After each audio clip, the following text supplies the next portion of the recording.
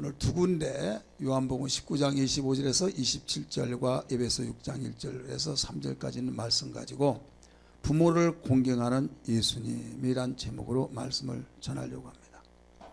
우리가 믿는 예수는 소망의 주가 되십니다. 온 인류에게 소망이 돼요. 그 이유는 우리의 길이 되시고 진리가 되시고 또 생명이 되시기 때문입니다.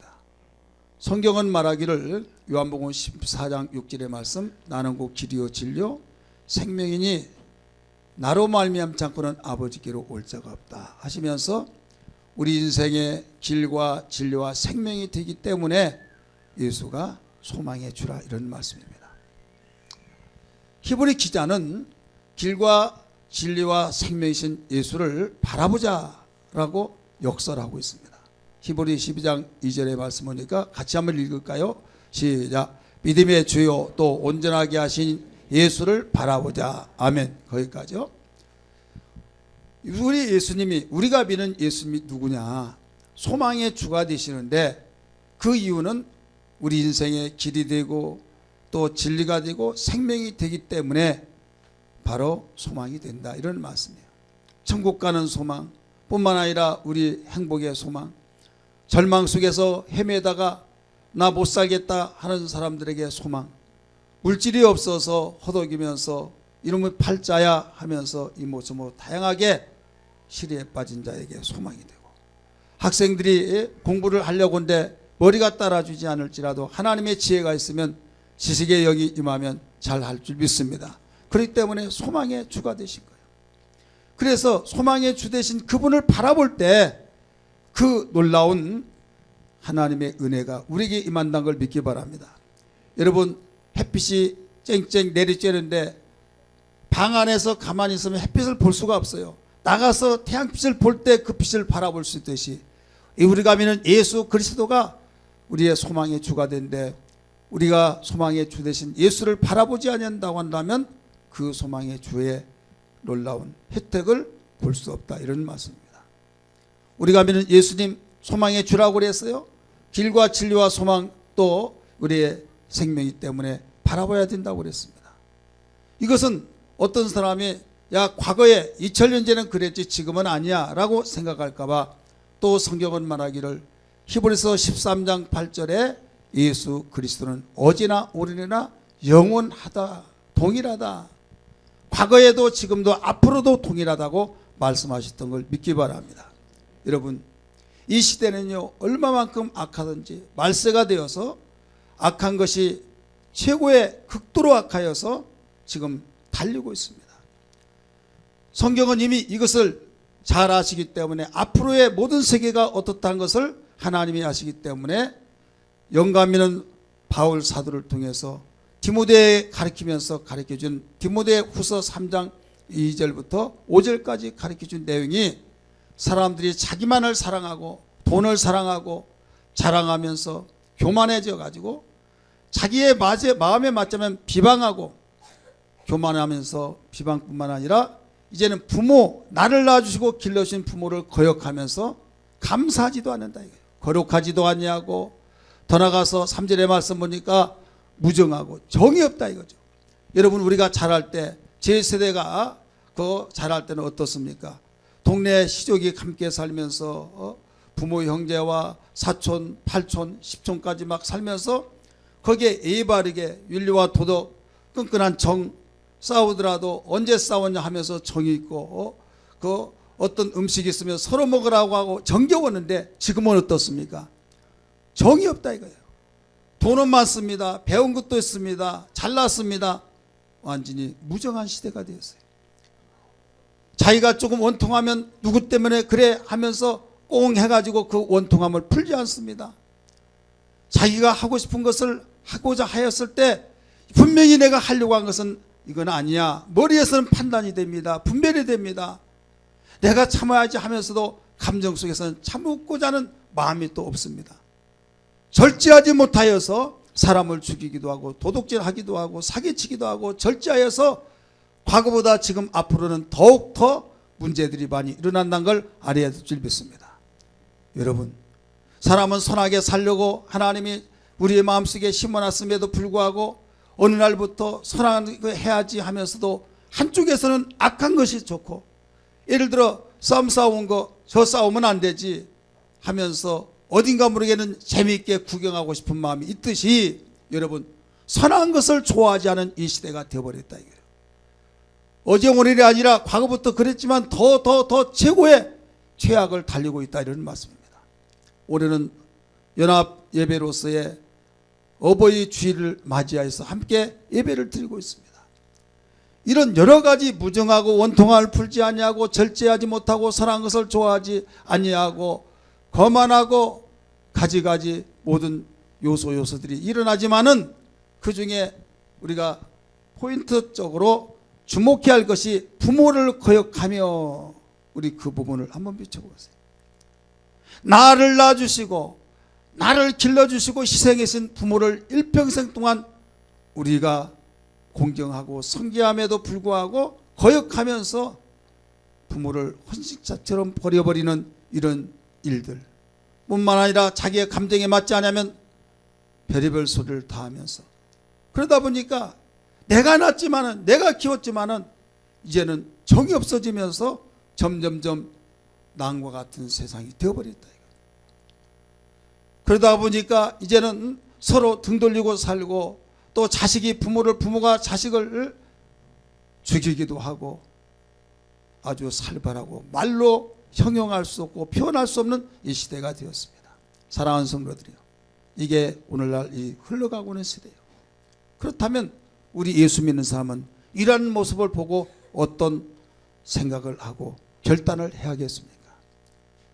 이 시대가 이러니까 별 수 없이 많이 바뀌어졌다, 변했다 세상에 하면서, 그러지 말이 하면서도 나 자신이 별 수 없지 시대가 이러니 하면서 따라가야겠느냐, 아니면 이건 아니야 하면서 하나님 말씀이 이렇게 말하고 있지 않냐고, 네 부모를 공경하고 순종하라, 이것이 마땅히 옳은 일이라고 말씀하신 것처럼 하나님의 말씀을 따라서 아무리 세상이 그렇다 할지라도 부모를 공경하면서 살해하느냐. 우리는 분별의 눈을 가지고 방향을 바로 잡고 나가야 될 줄 믿습니다. 믿으시면 아멘 하시길 바랍니다. 확신하시면 아멘 하시길 바랍니다. 여러분, 세상은 이 길로 가고 있어요. 세상은 악하여서 부모를 거역하며 감사하지도 않냐고 참으로 너무나도 이상하게 돌아가고 있는 이 시점에 분명히 분별하면서 이건 아니야, 많은 사람이 이 길로 간다 할지라도 나만은 예수 믿는 하나님의 자녀로서 부모를 공경하라고 하신 말씀, 더 나가서 하나님 말씀대로 순종하며 살아가리라고 하는 바른 방향을 잡고 나가야 될 줄 믿습니다. 이것이 구별되는 거예요. 예수 믿는 사람이에요. 우리 예수님은 믿음의 주라고 그랬어요. 소망의 주가 되셔서 우리 그분을 바라보면서 믿음의 주라고 그랬어요. 왜 그렇습니까? 모든 영역에서 한 부분만이 아니라 행복의 영역에서도, 사업의 영역에서도, 자녀 교육의 영역에서도, 또 우리는 세상을 내가 살아가려고 하는 그 꿈을 꾸는 그 영역에서도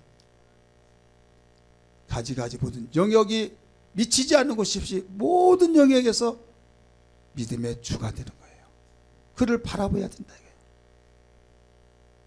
그러면 부모를 공경하는 영역은 어떠냐? 오늘 본문의 말씀 요한복음 19장 25절부터 말씀하신 예수님이 십자가에 못 박혀 지금 돌아가시기 직전입니다.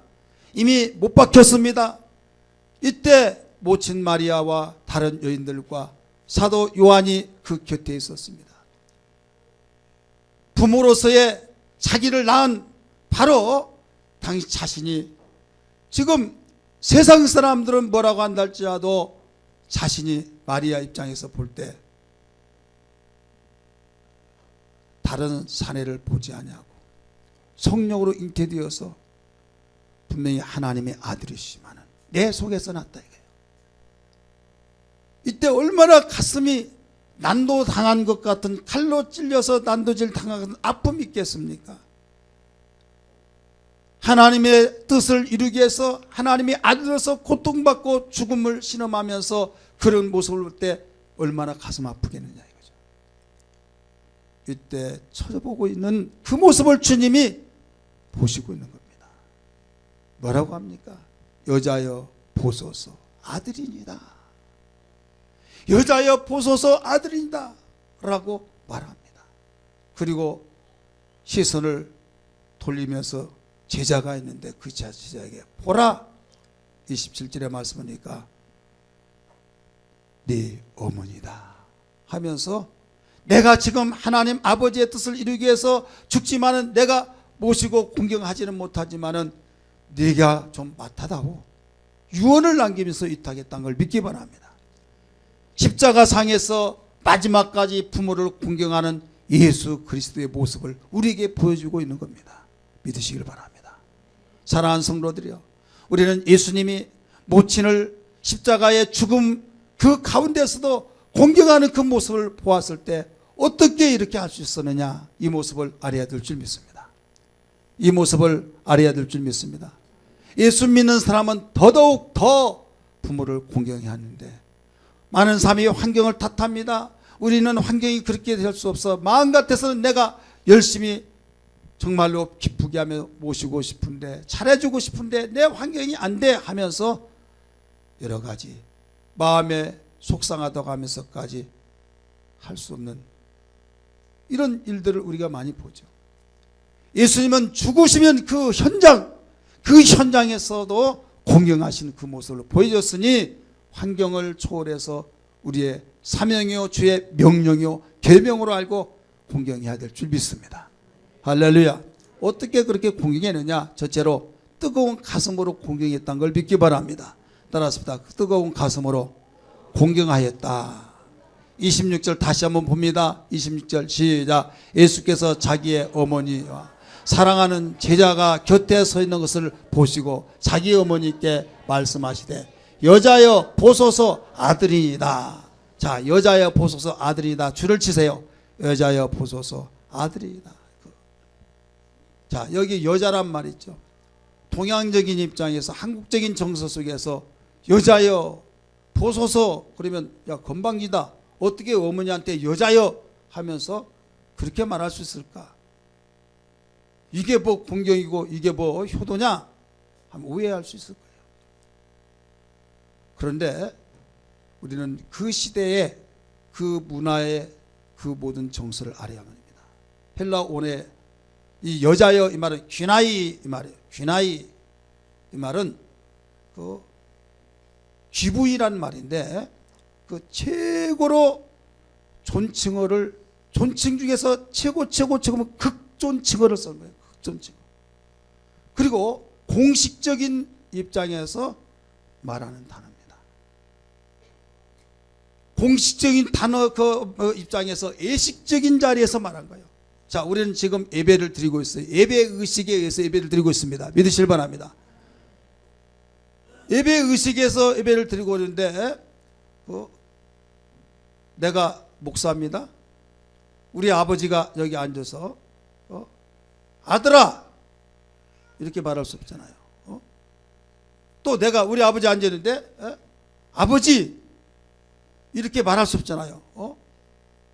평신도 하면 부형님 이렇게 말하고 직분이 있으면 집사님, 홍 집사님 이렇게 말하는 것이 잘못됐느냐 이거죠. 아니죠. 공식적인 입장에서 예식적인 가운데서 바로 사용되어진 거다 이거죠. 그렇기 때문에 예수님이 그 십자가에 죽으신 것이 개인의 일이 아니라 공적인 일이라는 걸 믿기 바랍니다. 하나님의 뜻을 이루는 자리라는 걸 믿기 바랍니다. 거기에 어머니 혼자만 있는 것도 아니라 다른 여인들도 있고 제자들도 있었습니다. 공적인 거예요. 이때 여자여 보소서 아들이다. 아무리 공적인 자리라 할지라도 바로 공적인 예를 표하여서 여자라고 한 가운데 내가 아들입니다. 이 아들이라고 하는 그 말 속에 무슨 뜻이 담기느냐? 나를 낳아주시고 이렇게 길러주시고 내가 끝까지 모시하는데 뜻을 따라서 내가 죽은데 더 이상 모실 수가 없습니다. 아시죠? 눈빛만 보면 벌써 그 마음을 읽고 알듯이 주님이 그 십자가에서 죽으시면서 못 박히셔서 피를 흘리신 그 가운데서도 이 말 했다고 한 것은 가슴으로 뜨겁게 사랑하고 공경이 담기는 것을 믿으시길 바랍니다. 여러분, 이것을 우리에게 보여주신 거예요. 많은 사람들은 공경할 때 어떤 가슴으로 뜨거운 가슴으로 하는 사람이 있는 반면에 그렇지 않고 체면치레로 거칠애로 하는 사람들이 많이 있습니다. 여러분, 거칠애로 한다면 가식이 들어있고 A형은 정말 다른 사람에게 야 대단하다 이렇게 들을는지 모르겠지만 얼마 가지 못합니다. 가면을 벗고 가슴속에 진실한 마음으로 해야 될 줄 믿으시길 바랍니다. 예수님은 진실한 모습으로 뜨거운 가슴으로 주님을 공경하는 고백을 하게 된 거예요. 사랑하는 성도들이요, 이 뜨거운 가슴이 없이는 장기전으로 섬길 수가 없어요. 그렇지 않습니까? 뜨거운 가슴이 있을 때 진정한 우리 공경, 진정한 섬김이 있다는 걸 알아야 될 줄 믿기 바랍니다. 두 번째, 예수님이 모친을 공경하게 되었던 이유가 뭐냐? 바로 유언하며, 어떻게 공경했느냐? 유언하며 위탁하며 공경했다는 걸 믿기 바랍니다. 따라서 합시다. 유언하며 위탁하며 공경하였다. 27절 다시 읽습니다. 27절 시작. 또 그 제자에게 이르되 보라 네 어머니라 하신대 그때부터 그 제자가 자기 집에 모시니라. 아멘. 그때부터 자기 집에 모시니라. 예수님 십자가 곁에 누가 있었습니까? 모친 마리아가 있었습니다. 이모 글로바가 있습니다. 막달라 마리아가 있습니다. 또 다른 살로메가 있습니다. 그 다음에 거기 아니에요. 그 다음에 이제 요한 사도가 있었습니다. 이때에 예수님께 시선을 돌리면서 여자여 보소서 내가 당신의 아들입니다. 말씀을 하시고 시선을 이제 누구에게 돌려요? 사도 요한에게 딱 돌리면서 보라 네 어머니다 이렇게 말했어요. 네 어머니다. 자, 네 어머니라고 하는 그 이유가 뭡니까? 내가 나의 어머니지만은 나는 메시아의 사명을 감당하기 위해서 죽지만은 너는 남아있다. 그럼 내가 바로 섬기고 공경해야 할 텐데 나는 하지 못하니 네가 맡아다오. 유언을 하면서 남겼다. 위탁을 했다 이 말입니다. 믿으시길 바랍니다. 이게 바로 부모를 공경하는 예수예요. 그러면 우리가 알아야 할 것이 성경에 보면 예수님의 형제들이 몇입니까? 넷이나 있다. 이 넷이. 이제 띄워주세요. 4명이 있어요. 그 4명이 있는데 그들에게 맡기지 왜 요한에게 맡겼습니까? 왜? 그를 무시하고 이렇게 맡기느냐? 기분 나쁠 수도 있잖아요. 그런데 그 이유가 있습니다. 마가복음의 말씀 보니까 예수를 믿지를 않았어요. 띄워주세요. 예수를 믿지 않았는데 거기에 어느 정도 믿지 않느냐? 바로 미쳤다고 할 정도로 믿지 않았어요. 마가복음 3장 20절 같이 읽습니다. 시작. 예수의 친족들이 듣고 그들을 불러 나오니 그가 미쳤다 하밀러라. 7장 5절 요한복음 이는 그 형제들까지도 예수를 믿지 아니하밀어라. 자, 예수를 믿는 사람들 한 지붕에서 사는 것이 아니라 마음이 맞고 생각이 맞고 여러분 뜻이 맞아야 행복한 가정을 이룰 줄 믿습니다. 아무리 초가지 기울어진 집안에 산다 할지라도 마음과 생각과 뜻이 맞으면 행복하게 살 수 있어요. 그러나 궁궐 같은 집이 있다 할지라도 마음 생각 뜻이 틀리면요 가시방석 앉는 것 같이 불행한 거예요. 예수님은 지금 모친 마리아에게 그런 데서 살 수 있다고 한 것을 생각할 때 너무 참 안 됐다 이거죠. 거기다 맡길 수는 없다 이거예요. 예수가 하나님의 아들이시요 바로 하나님의 아들을 보내신 오직 하나님의 그 중심 속에서 생활했던 그 모친. 그런데 예수를 비방하고 미쳤다고 하고 또 믿지도 않은 그에게 맡길 수는 없기에 제자에게 네 어머니라 하면서 유언을 남기며 위탁했다고 하는 사실을 비출 때 어느 것이 공경이라는 것을 오늘날 우리에게 잘 가르쳐주고 있는 거예요. 거칠애를 통해서 그냥 형식적으로 그 어떤 무엇 사주고 부모의 마음을 헤아리지 않냐고 뜻을 알지 못하고 이렇게 한 것만이 진정한 공경이냐? 아니다. 충분히 그 뜻을 발견하고 그걸 알기 위해서는 하나님의 생각으로 하나가 될 수 있는 그 분위기를 만들어주는 것이 바로 진정한 공경이라는 것을 보여주고 있는 겁니다. 믿으시길 바랍니다.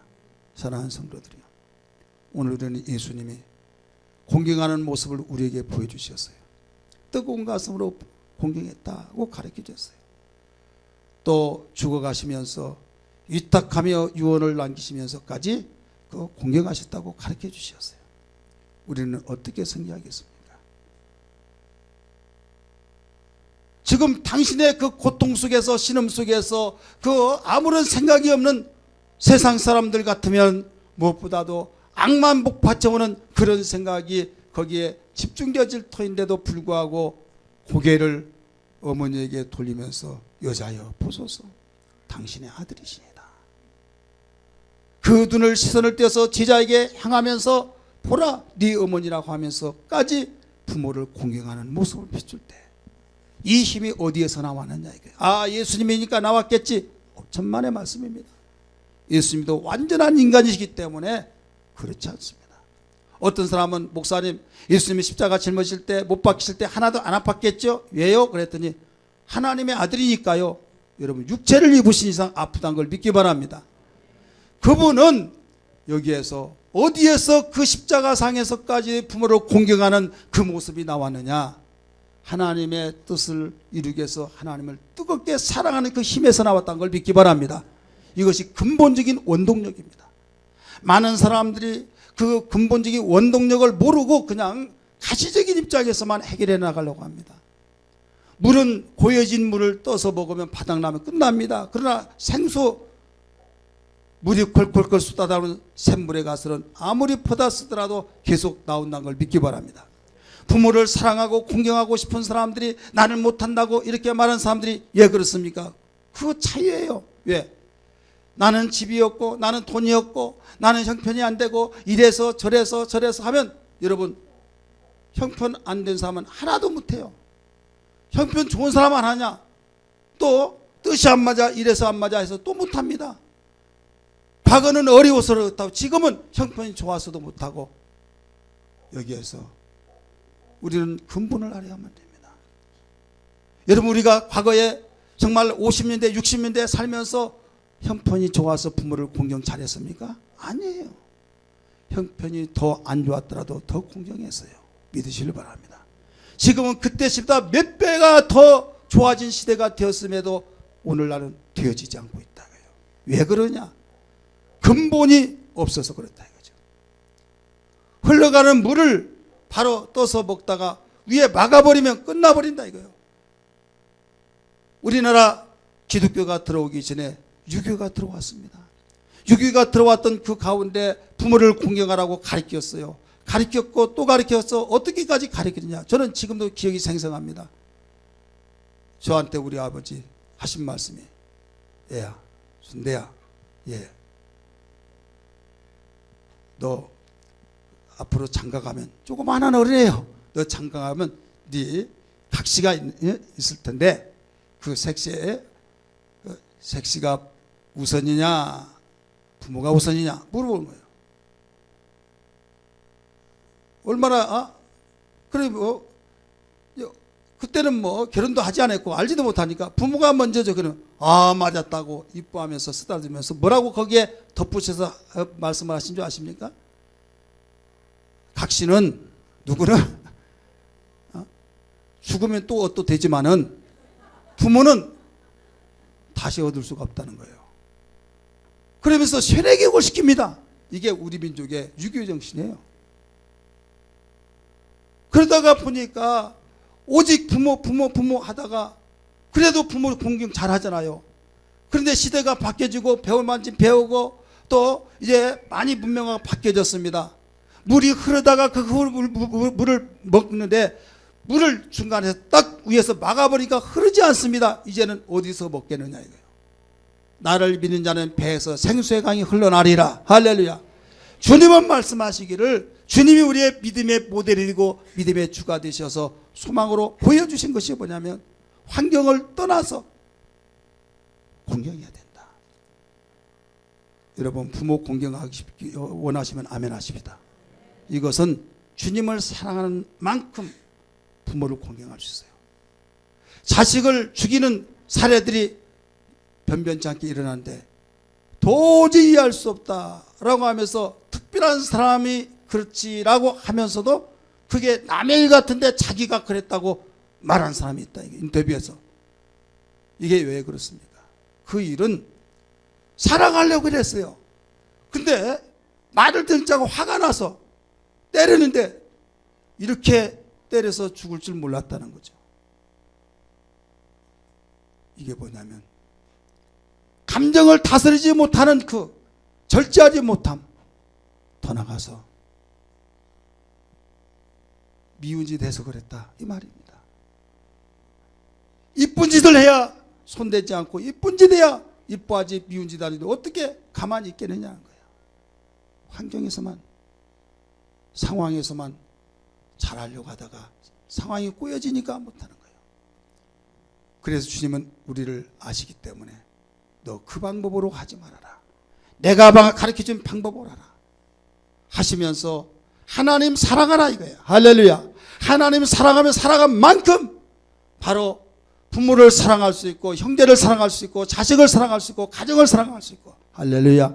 그래서 마태복음 22장 37절 이하에 가르쳐준 말씀이 그 말씀이에요.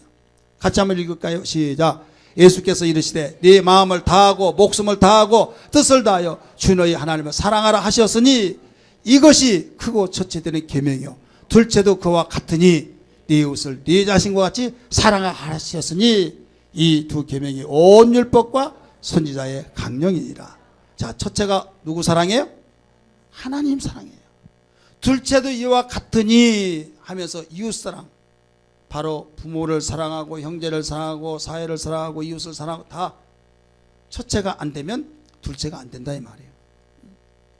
세상의 사람의 방법은 어떻습니까? 첫째는 안중에 넣었습니다. 첫째는 무시해버립니다. 둘째만을 가지고 첫 번째로 사랑하려고 하다 보니까 근본의 원동력을 모르니까 안 되는 거예요. 나도 하려고 하는데 안 된다고 이렇게 말한다 이거예요. 주님은 우리를 폐부를 살피시고 너무 잘 알기 때문에 마음을 다하고 성품을 다하고 뜻을 다하여 주 너희 하나님을 사랑하라. 이것이 첫째 되는 계명이니 둘째도 이와 같으니라고 하면서 첫째가 되는 만큼 둘째가 되어진다 이 말이에요. 아멘 한 사람 없네요. 확신하시면 아멘 하시기 바랍니다. 분명합니다. 예수님이 이 상에 오실 때 평화를 선포했습니다. 들판에서 양을 치고는 목자에게 천사가 나타나서 지극히 높은 곳에서는 하나님께 영광이요 땅에서는 기뻐하신 사람들에게 평화로다. 자, 예수님이 이 땅에 무엇을 주러 왔어요? 평화를 주러 왔다. 이 평화. 생명을 주고 풍성하게 주고 행복을 주기 위해서 왔어요. 믿으시길 바랍니다. 그런데 주님이 말씀하시기를 다른 데는 내가 온 것은 화평을 주러 온 것이 아니다. 너 화평을 주러 온 걸로 생각했지? 도리어 분쟁케 하기 위해서 왔다. 싸움 시키기 위해서 왔다는 거예요. 싸움 시키기 위해서. 이런 설교 못합니다. 왜? 오해받을까 봐. 그러면 어떻게 싸움을 하냐? 52절 말씀 시작. 이후부터 한 집에 5사람이 있어 분쟁하되 셋이 둘과 둘이 셋과 하리니 53절. 아비가 아들과 아들이 아비와 어미가 딸과 딸이 어머니와 시어머니가 며느리와 며느리가 시어머니와 분쟁하리라 하시니라. 자, 예수님이 평화를 주기 위해서 왔고 생명을 주기 위해서 왔고 행복을 주기 위해서 오시는데 그 말씀만 있는 것이 아니라 무슨 말씀 나와요? 분쟁하기 위해서, 분쟁을 시키기 위해서 왔다는 거예요. 이 말씀도 맞고 이 말씀도 맞아요. 이걸 조립을 하세요. 퍼즐 맞히듯이. 이게 무슨 말씀이냐? 여러분, 누구든지 임신하지 않고 해산할 수가 없어요. 공부를 하지 않냐고 여러분, 학생이 공부하지 않고 공부를 성적을 올릴 수가 없어요. 일하지 않고 월급을 받을 수 없어요. 많은 사람이 일하지 않냐고 월급을 많이 받으려고 생각하는 사람, 이건 꿈 깨야만 됩니다. 게을러 가지고 여러분 잘 살려고 하는 거 꿈 깨야만 됩니다. 마찬가지예요. 화평하고 행복하고 정말로 하나님의 축복을 누리면서 살기를 원한다면 과정을 겪어야 된다 이 말이에요. 해산하려고 하면 여러분 임신의 과정을 겪어야 될 수, 그 과정을 반드시 밟아야 하듯이 여러분, 내가 온 것은 화평을 주러 온 것이 아니라 분쟁하기 위해서 왔다 한 것은 과정을 말하고 있는 겁니다.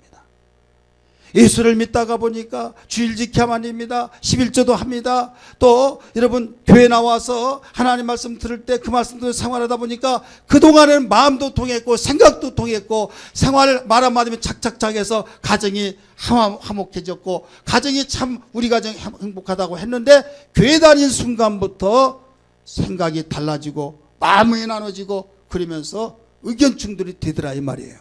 이해되십니까? 그러면서 교회 다닌 거, 야, 교회 빠지니까 안 됐다. 다니면 적당하게 다녀야 가정이 화목하지 빠져버리면 안 되더라 하면서 모든 사람들이 거기에 그래 맞아 하면서 적당하게 하려고 하니까 이것도 아니고 저것도 아니라 10년 20년 다니다 변화가 없습니다. 육신의 생각은 사망이요 영의 생각은 생명과 평안이라는 걸 믿으시길 바랍니다.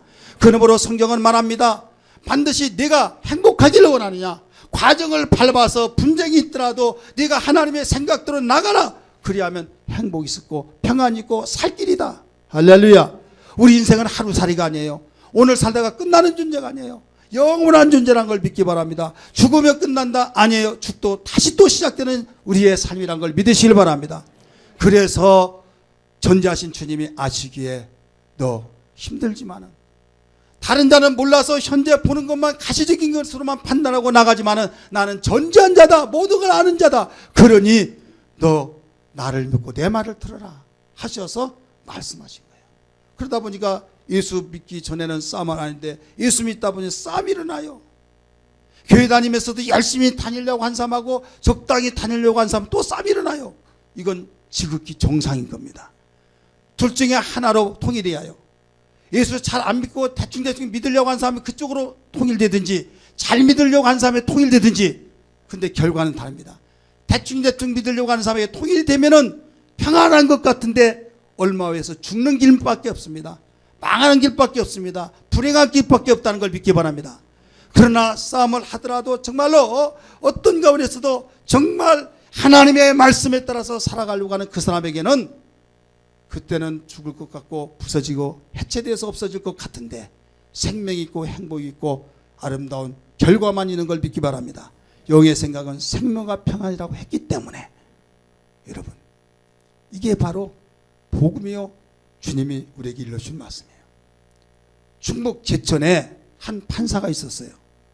그 판사의 가정은 어떤 가정이는가 하면 얼마나 잘 살고 한량이 없고, 근데 아버지가, 판사 아버지가 돈이 있고 그러니까 도박장에 가가지고 도박에서 돈을 잃어서 집을 팔고 송업 팔고 이밭 저밭 돈 팔고 하다 보니까 집에서 난리가 났습니다.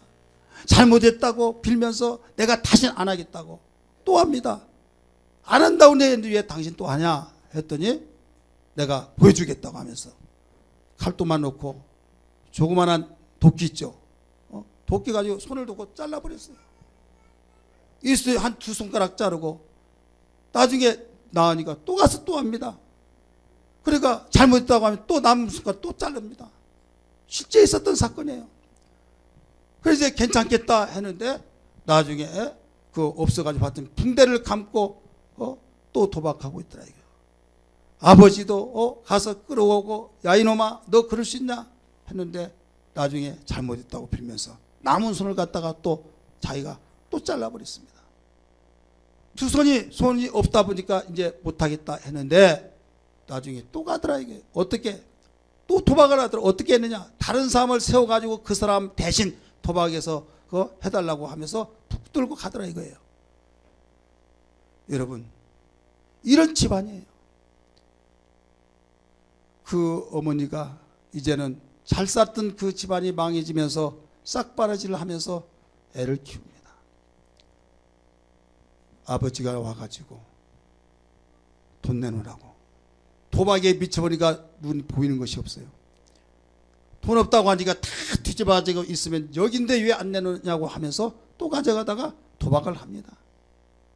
나중에 또 없다고 하면 또 듣고 가져가다가 이제는 가져갈 것이 없는 걸, 없다는 걸 알기 때문에 욕을 하면서 기분 나쁘니까 막 발로 걷어차고 돌멩이 있으면 던지듯이 딱 보니까 마루에 아기가 있으니까 아기를 들어서 마당에 던져버린 거예요. 던지니까 아기가 막 울면서, 그러니까 그 부모가 가슴이 아파가지고 막 또 자식도 죽이려고 한다고 막 얼마나 그 입스름을 했겠습니까? 키웠는데 나중에 봤더니 허리를 다쳐가지고 허리가 바로 장애가 된 거예요. 곱추가 된 거예요. 학교를 다닙니다. 친구가 없습니다. 놀아줄 친구가 없어요. 왕따가 됩니다. 그 왕따가 된 가운데서 얼마나 울고 엄마하고 돌아온 그 부모의 심정이 얼마나 가슴 아프겠습니까? 이거 어떻게 키울까? 그래서 안 되겠다. 그 엄마는 신앙을 가졌어요. 얘야, 예수님이 내 친구다. 예수님이 내 친구다 하면서 열심히 그 예수님이 함께 하시니까 너는 괜찮아 하면서 용기를 불어주고 신앙심을 심어줬어요.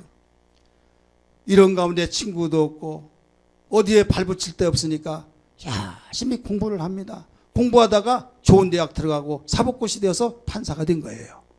믿으시길 바랍니다. 이제는 판사가 되어서 부모 아버지를 어떻게 했느냐, 모시고 삽니다. 자기 자가용 손수 운전하면서 가고 싶다고 하는데 바로 모시고 다니면서 먹고 싶은 거 바로 사드리고 동네에서 소문났습니다. 야, 아들을 저렇게 부부자로 만든 저 사람, 아들이 대단해, 효도야, 참 대단하다고 하면서 칭찬이 자자합니다. 여러분, 웬만한 사람 같으면 당신이 아버지가 나 이렇게 만들었으니까 나는 절대 용납할 수 없습니다. 어떻게 이럴 수 있습니까? 양론에 맡겨버릴 수도 있을 테지만은 그러지 않고 끝까지 모셨다 이게요. 어디에서 그 힘이 나왔습니까? 어디에서? 일찍부터 예수님을 만나서 거기에 복음이 들어갔어요. 복음이 들어간 가운데 네 부모를 공경하라, 네 부모를 섬겨라, 그 말씀이 자기에 꽂혀버린 겁니다. 할렐루야. 꽂혀버리니까 그 마음에, 그 말씀에 의해서 공경한 거예요. 이게 바로 근본의 원동력이 그에게 있기 때문에 그런 환경, 그런 자신이 그 불구 같은 가운데서도 섬겼다, 이런 말씀입니다. 사랑하는 성도들이요, 우리는 어떤 가운데서도 환경 탓하지 말고 근본 성령으로 충만하여서 오직 하나님을 사랑하고 부모를 공경하는 신앙이 되기를 주의 이름으로 축원합니다. 할렐루야, 할렐루야.